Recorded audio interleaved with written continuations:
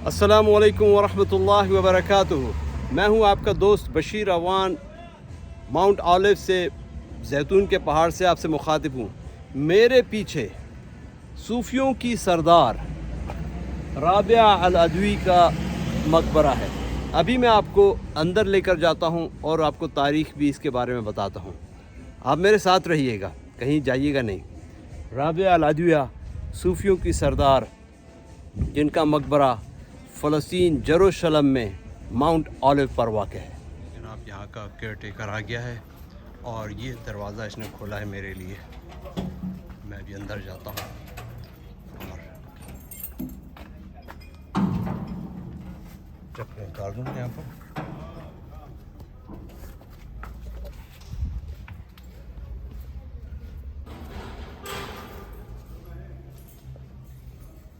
ये ऊपर मस्जिद के अंदर मकबरे के ऊपर एक मेहराब बनी हुई है मुसल्ला, और ये नीचे जो है सीढ़ियाँ जा रही हैं राबिया अल अदविया के मकबरे की तरफ।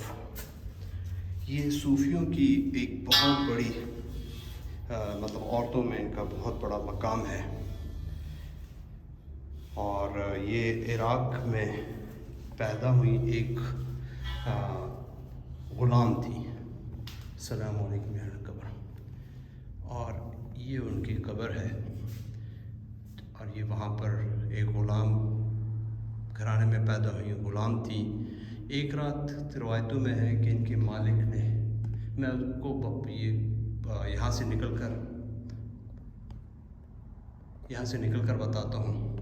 यहाँ पर सिर्फ मैं आपको इस मकबरे का व्यू दिखला दूँ और हम यहाँ पर फातिहा पढ़ें।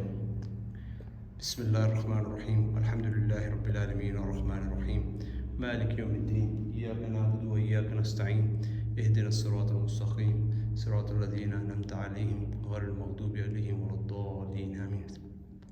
अल्लाहुम्मा अग़फ़िर लिहय्यिना व मय्यितना व शाहिदना व गायबना व सग़ीरना व कबीरना व ज़िक्रिना व अंसाना।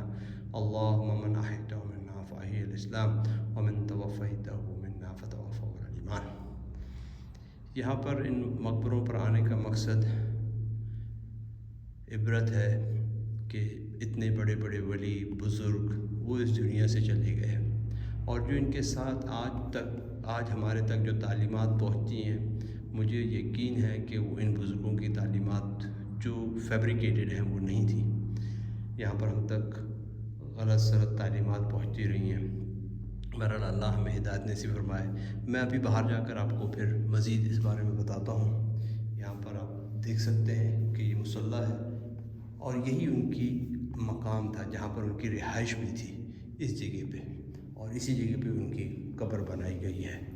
चलें ऊपर चलते हैं और फिर वहाँ से आपसे बातचीत होती है, क्योंकि मकबरों का कब्रिस्तान का तक़द्दुस भी बरकरार रखना होता है, और वहाँ पर ऐसी कोई बात हम ना करें कि जो कि किसी की शान के ख़िलाफ़ हो। अब मैं राबिया अदविया के मकबरे से बाहर निकल आया हूँ।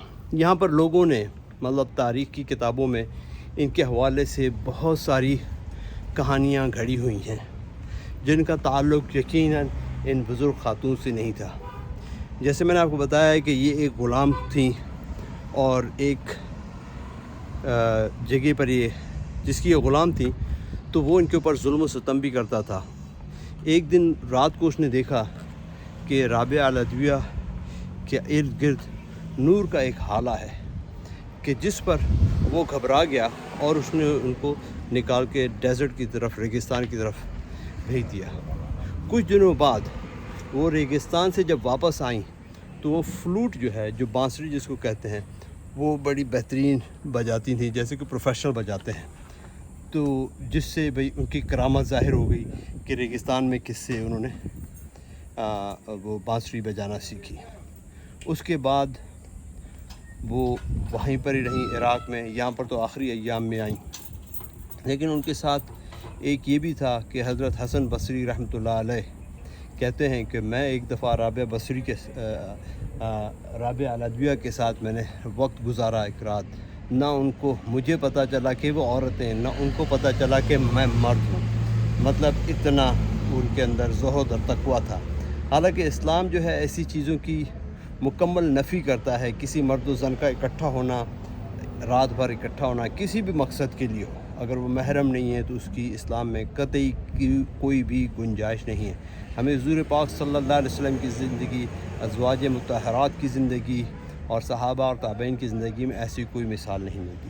دوسرا ایک اور چیز جو ان کے بارے میں مشہور ہے کہ وہ سیلف لو کے اوپر ان کا یقین تھا. پوری زندگی انہوں نے شادی نہیں کی. ایک دفعہ جناب ایک ہاتھ میں انہوں نے مشل پکڑی تھی، دوسرے ہاتھ میں لوٹا پکڑا ہوا تھا. کہنے لگے اس لوٹے سے، پانی سے میں جہنم کی آگ بجھا دوں گی، اور اس سے مشل سے میں جنت کو آگ لگا دوں گی کہ لوگ جہنم اور جنت کے چکر میں پڑے ہوئے ہیں اور اللہ کو بھلا بیٹھے ہیں. مطلب یہاں تک تو اللہ کو بھلا بیٹھنے والی بات تو صحیح ہے، لیکن آگے جو ہے وہ ایک کہانی ہے. اب ہم اس پہ، کیونکہ اللہ سبحانہ و تعالیٰ سورہ یاسین میں، سورہ رحمان میں اور کئی اور مقامات پہ بہت زیادہ ترغیب دے رہا ہے جنت کی، جہنم کی. ڈیفینیٹلی، اور بہت ساری احادیث میں بھی وارد ہوا ہے.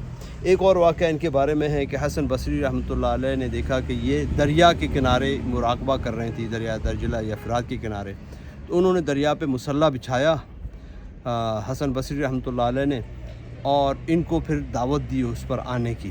تو انہوں نے جب اس کو دیکھا تو انہوں نے اشارہ کیا، وہ مصلی اٹھ کے آسمان پہ چلا گیا اور الٹا ہو گیا.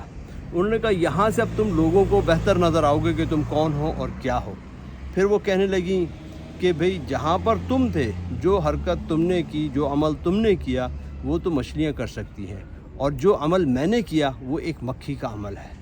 تو میرے بھائی دوستو، یہ سب کہانیاں ہیں، ان کا حقائق کے ساتھ کوئی تعلق نہیں ہے. یہ بزرگ رابعہ العدویہ، حسن البصری، رابعہ بصری اور بے شمار جو ہیں اولیاء اللہ، صوفیاء جو ہیں، وہ اللہ کے اولیاء تھے، ولی تھے، لیکن ان سے منسوب جو کہانیاں ہیں ان کا حقیقت سے کوئی تعلق نہیں. کسی بھی ایسی کہانی کو، ایسے واقعے کو جس کو ہم اسلام کے اصولوں پر پرکھ نہ سکیں، ویریفائی نہ کر سکیں، اس کی کوئی حقیقت نہیں ہے. اسلام تو وہی ہے جو کہ 1400 سال پہلے اللہ سبحانہ و تعالیٰ نے اپنے نبی کریم صلی اللہ علیہ وسلم پہ قرآن پاک کی صورت میں اتارا اور حدیث کی صورت میں اس کی وضاحت ہوئی. باقی اس کے بعد اگر کوئی نئی چیز ایڈ ہو رہی ہے، نئے واقعات، کہانیاں ایڈ ہو رہی ہیں، جیسے میں نے ابھی کچھ بتائیں، تو یہ نہ کوئی کرامت ہے. پانی میں مصلی بچھانا اور ہواؤں میں اڑنا، اگر یہ کرامتیں ہوتی ہیں تو یہ کرامتیں اللہ کے رسول خود کر کے دکھاتے، یا اپنے صحابہ کو دکھاتے، یا ان کو دیتے، کیونکہ وہ صحابہ ٹکڑوں میں کٹ گئے، آگ میں جل گئے اور تیل کے کڑھاؤ میں ابل گئے، لیکن ان کے پاس کوئی ایسی کرامت ظاہر ہوئی. اللہ سبحانہ و تعالیٰ ہمیں ہدایت دے اور معاف فرمائے. السلام علیکم ورحمۃ اللہ وبرکاتہ.